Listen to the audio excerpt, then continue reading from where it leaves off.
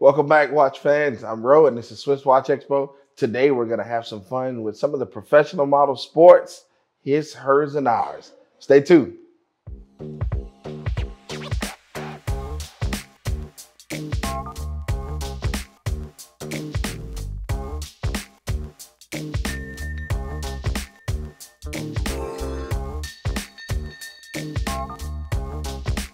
Okay, so today we're going to look at some of the professional models, what a lot of us always call sports models.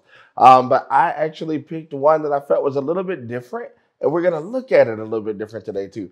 We're going to look at the Rolex Explorer II. Introduced in 1971, to me, it was that piece that just gave a nice rugged look to it, as well as it actually served a purpose and gave you some real features. I love the fact that this piece is actually going to be a GMT as well, so I can keep both time zones, but I have that rugged bezel that actually is fixed. It's a 24-hour counter bezel as well, so I don't have to worry about confusion of hands.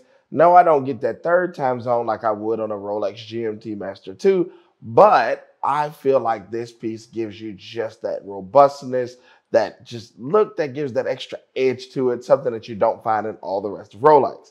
So, people ask me, well, why would you say his, hers, and ours? Because of the sizes, the generations, the times. So we have all grown so familiar to the 39mm case. That one was the one that just had that beautiful fire engine red hand that stood out. It just gave you that elegance, but still that nice sporty feature that was kind of relaxed, more, popish, if we could say. And then as it changed, then it actually went up to the 42mm, which I was around for too, for both models. When we moved to that orange hand actually gave us just that wow. Now that orange hand actually had a purpose.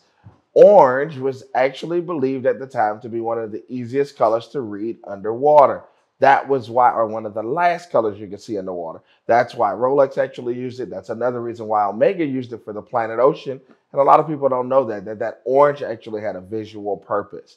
But that larger case size to me, I liked because it gave a little bit more improvement. It gave a little bit more masculine look to it. But that's where you get to have the fun. If you love to be classic, you want to do that vintage look, you can always go with the 39mm. It gives a little bit more sleekness to it. You can still wear it with a suit and it pops. But if you want something that's robust, you're ready for football season, which we all love. You just want that piece that's going to stand out. You're a little cold, but we're going to actually go out and we're going to support our teams. We're going to have that extra vibrant feel about ourselves. It has that ruggedness for you as well.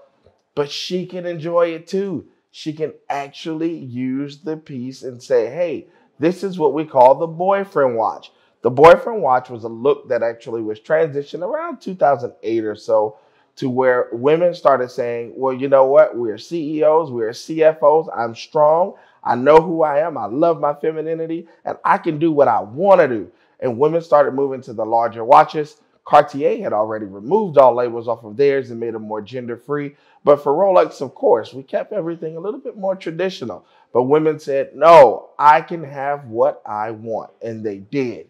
So I love to see a woman wearing a larger watch. I love to see a woman wearing a Daytona. But with the Explorer II, she can actually go from that boyfriend look, or this was my dad's and passed down look, to just that nice, strong, powerful, no, this is me. I'm here. It's bold. Take a look at the Rolex Explorer II. Tell us what you think below at Swiss Watch Expo. Let us know which is your personal favorite.